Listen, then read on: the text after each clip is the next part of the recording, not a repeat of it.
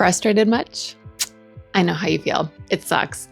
And this might come as a surprise, but I am someone who gets easily frustrated. I shouldn't say easily though. It's more like I get predictably frustrated, where the same things will repeatedly over the years take me from totally fine to totally stressed out, frustrated, stuck, annoyed, irritated, and where I just become someone that I'm like, I don't even like this. Like, who am I? And why is this happening to me? So if you are someone who is sick and tired of feeling frustrated or just being a frustrated person in certain areas of life, or maybe you're at the point where you're just sort of always frustrated, this video is for you, because frustration isn't random. Where we feel like, I'm going to use the words frustrated and stuck because they're interchangeable, because we feel frustrated in the places that we feel stuck. And we feel stuck when we believe that we have no voice and no choice. So I'm going to share a really dumb story with you and I say it's dumb because now looking back, it's like that would have been such a simple, easy fix. But it was a story where I felt like I had no voice and no choice. And I became someone who was very frustrated. And I became someone that I really didn't like. And then you add on to that the piece of not just the piece, but my reality where Jesus is my life. I love him. I want to follow him. I'm trying to be obedient. And yet this like frustration and anger was just growing and becoming bigger and bigger and bigger in my life. And not just because of this one story that I'm going to share, but it was like this theme of I had no voice and I had no choice. And that started to pop up all over the place. And it wasn't until years later that I learned this method or system that I'm going to be sharing with you in this video. It is so simple and you can apply it to absolutely anything that makes you annoyed. Okay, so story time. Years ago, I used to, in the town where we lived, a friend would ask if I wanted to go for a walk, and I would say yes. And then I would come home. I would feel like my whole day was thrown off, and I would start to I would feel frustrated. And the crazy thing is that I felt frustrated at them when I'm the one who said yes to going for a walk. And then it would happen again, or it would happen with someone else. And it was like, okay, why is it that the walks are great? And the time together with the different friends, that was all great. And yet I was feeling more and more frustrated at this. And worse, I felt like it was their fault and they needed to just figure it out and like stop asking me to go for walks or go for walks in the morning or whatever it was, right? I felt stuck because I was in this place where I just, in no way did I feel like I was allowed to create boundaries, to say no, all I had control over was my frustration. And if you think of it like with kids, or if you're watching kids, you know how like we want them to use their words, right? If they tell it just anything that they need to communicate, we want them to use their words. But if adults do not listen to a child's words, and I'm not talking about like when they're being unrealistic, if you're pushing a kid's buttons and they say stop and you don't stop, then they're going to lash out. They're going to get frustrated. They're going to have to resort to more extreme measures because their words were not respected. And as adults, it's the same way, that if we don't know how to use our own words, or if we use our words and people don't respect them, and we get to a point where we feel stuck, we're going to lash out in some way. So for me in this situation, I did not know how to use my words. I did not know how to say, no, I can't go for a walk, or no, I can't go today. Does it work for you tomorrow?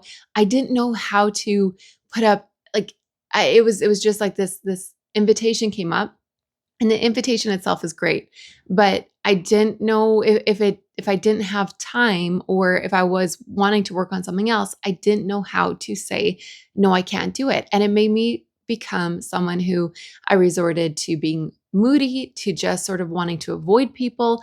I was irritated all the time.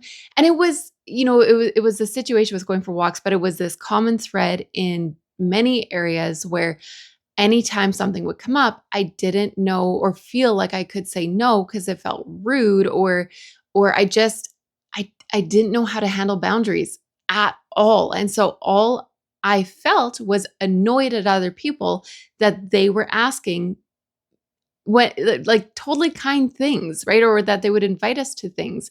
And so it was like just this, it feels like such a dumb story now because it would have been such a simple fix. And I wish that I could have, that I could sit here now and say that I had gotten to the point where I just realized, oh my goodness, okay, you know what? I just simply need to learn how to say, I can't today. Does it work on Thursday or something like that?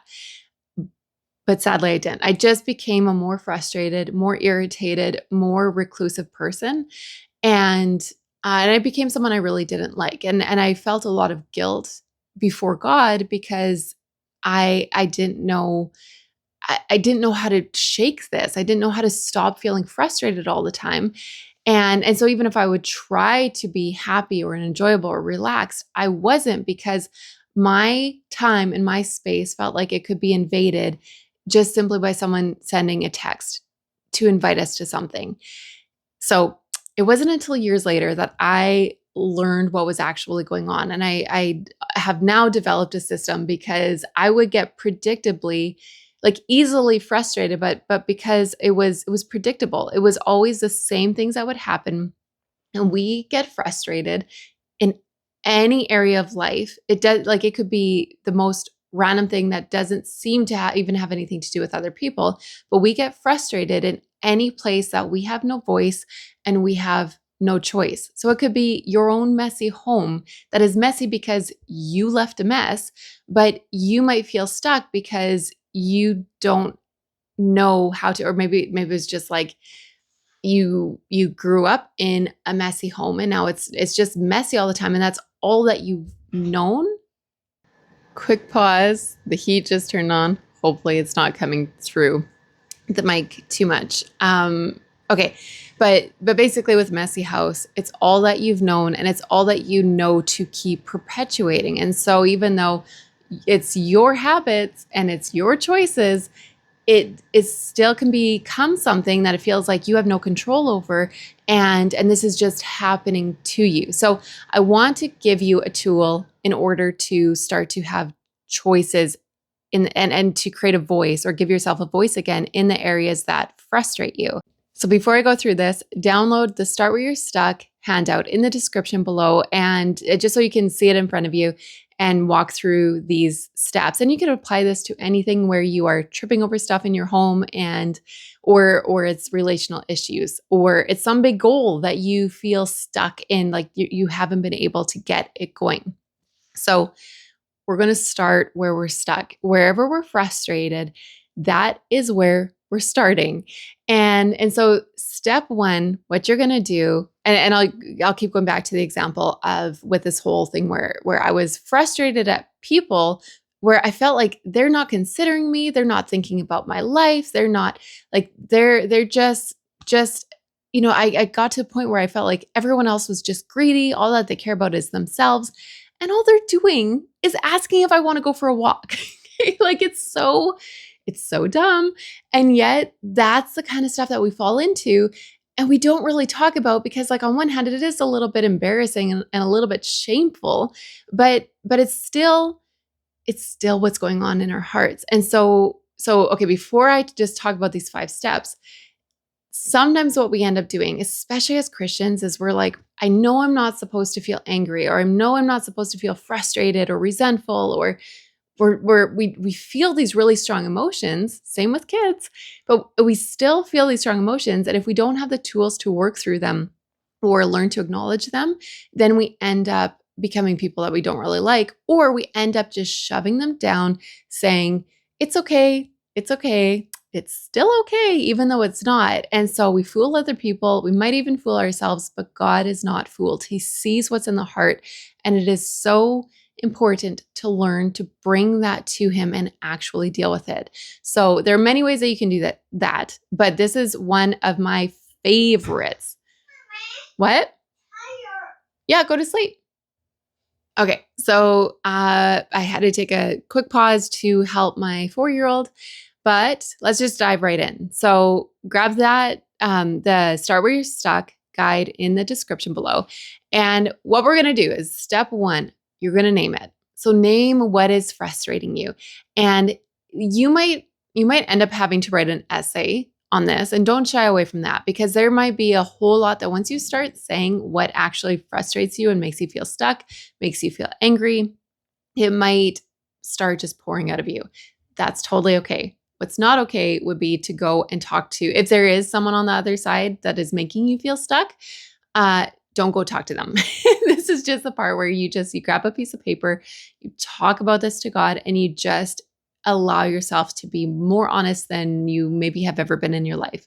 So for me, with this whole going for a walk thing, I would be like, I'm so annoyed and angry that people keep on just disrupting my day and they're not considering me.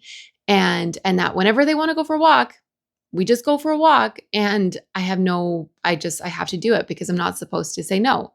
So, which I get it. It's like, well, of course you can say no, but just name and say what you need to say in step one. Number two, what you're going to do is own your part. So what is the part that you're playing? So we're typically really good at when we let ourselves just feel the frustration and feel what we need to feel and say what we need to say. That's the easy part. The harder part is owning it, because sometimes for some of you, your whatever part you've played or in sustaining this thing that frustrates you, you might be so aware that it's like, I've only done that because, I'm only doing XYZ because so and so keeps on doing ABC. And so there's this temptation to just keep on focusing on what the other person's doing, which is why we feel stuck in the first place. But because it's like, well, they're doing that and I have no voice and no choice. And so therefore, that's why I'm stuck and frustrated. What we're going to do in step two is only worry about your part, because at the end of the day, it doesn't matter what so and so does. You have a choice. You always have a choice. And so just it's like, okay, again, back to going for a walk. When someone would text, I would say yes, and I would go, knowing I'm going to be frustrated, knowing it's going to throw my day off, knowing it's going to like I'm going to just keep being in this place where the walk and the talk with a friend, that itself is great. But the timing of the day, the short notice, everything just like sets me up to become more and more irritated and annoyed and agitated. And I keep on saying yes. So my part is I keep on saying yes. Doesn't matter how inconvenient it is, I keep on saying yes. So step two, own your part. Step three, create choices. In this step, we're basically saying, I'm going to do anything other than what I've done up to this point. Because when we feel like we have no voice and no choice, it's like it feels like the only choice before us is the one option that other people have decided, right? Even if no one has ever actually like told us what to do, we have these rules that we live by and we just know what to do. And so step three is just teaching ourselves, like baby steps. We're teaching ourselves and reminding ourselves that we do have a choice. Doesn't matter how big the crisis is or how strong this habit is in our life or this dynamic is, whether it involves another person or other people or it doesn't seem to involve anybody. Again, back to like, it could be just messes in your house that you've made. We want to just remind ourselves that we can come up with solutions. We're smart, right? Like we can come up with other ideas and we can pick the one that we want to, that fits the best. So come up with ideally 3, for sure, no less than 3, but you can keep coming up with more. And so we want to come up with just saying like, again, back to the walk, where I can say no to any invitation to go for a walk ever. I can say no for a month and then reevaluate in a month and say, okay, how do I want to handle this? Just because I might need just space to, and just to say like, no, I can't handle anything for a month. And then just let myself calm down a bit. And or option 3, which would have been the better option, and I really wish I knew how to do this back then. Option 3 would have just said, anytime something comes up short notice, I'm going to say no. Does it work? And then I'll look at my schedule and find a time that works and then ask if does this work or does a different day on an afternoon work, because the morning time is my most productive time. And so I've learned now that's the time to protect. And so even if it was like going for a walk in an afternoon, that would have been so much better. But just learning to say no, but. So no, not right now, but does this work? And that is the option that it fits, it works. I feel like I'm being respected. And the thing is, like, nobody in this whole scenario was being disrespectful. It was me not voicing the things that were bothering me. And that is totally on me. So step number 4, once you've got your 3 choices, step number 4 is you're going to choose which one fits the best and then do it. So do something to act in that direction. Even if it's something where, you might have people who ask you when you're out and about and you see someone and someone's like, hey, do you want to get together tomorrow? It could be just saying, like, writing down different scenarios that tend to happen, and then just thinking through how you want to respond to that instead. And so it's just in some way take some action to make it happen. That's step 4. Step 5 is to decide right here, right now, that you're going to keep on doing it. So even if not if you fall off track, when you fall off track, because the things that frustrate us are so strong, they're so ingrained in us, they're so it's just how we think, it's just how we work. When we start to change those habits, they're still going to pop up. They're still going to come up, and it's going to take time to keep on changing that. And it's also often very uncomfortable. So even if we know what we want to do instead and we're aware of it, our mouth is going to betray us, and we're still going to say, yes to things that we wish we had said no to. And so whenever you fall off track, just simply commit to get back on track. And again, you can grab the Start Where You're Stuck guide in the description below, totally free. And it just helps you see that right in front of you, so that whether you are tripping over toys and you're frustrated all the time, or you've got relational dynamics that frustrate you, or you have some big goal that you want to make happen and it's not happening, whatever it is that's frustrating you, that's where you're stuck. And that's where you start. And it just has this really subtle but powerful way of enabling us to change regardless of what other people do. Because sometimes we get so worried or so, I'll end with this. When I look back on my life and I see the places where I was so frustrated and I felt stuck, that went hand in hand with being like, I was annoyed at people wishing that they would get on track with what God was doing and with what he was calling them to, because it was like, well, if they could like figure this out, and because I'm supposed to like be in relationship and be in community and like look like how they're looking or do life the way they're doing life. And I didn't realize that I could actually be in relationship and make totally different choices in like where they're choosing God and it looks like XYZ, and I'm choosing God and it looks like ABC, and we can support each other in that. But I didn't know that. I thought that we have to look similar. And so I would get so annoyed at people feeling like they're doing something wrong, because when they figure it out, then I will finally have permission to follow God the way that I want to and the way that I believe he's calling me to. And it would, it's like we both are following the Bible. We both believe in Jesus, and yet it's in the little areas in life where I didn't know that I believed I had no voice. And in turn, that meant I had no choice. I couldn't choose anything different. So if I want to change, they had to figure it out first. And since they weren't figuring it out, then I would be stuck. It was like I kept on handing the keys to my own freedom over to other human beings. And I wasn't even telling them that. They definitely wouldn't want that. It's like, it's just these messed up relational dynamics that sometimes happen that we have to work through. So if you are someone who feels stuck with absolutely anything in life, if you're easily frustrated, if you get annoyed, then simply start where you're stuck, grab the handout and start where you're stuck, right? Instead of ignoring that or putting some simple Christian saying like, oh, just forgive, just let it go. Like it doesn't work. All that does is it hides it. And sometimes some things actually have to be dealt with. And we have to remember that that is like, yes, I can forgive them. And I can also make a choice that is healthier and that acknowledges that I'm also a person in this whole scenario too. Okay, there is so much more to be said on that. But for now, grab the handout in the description below.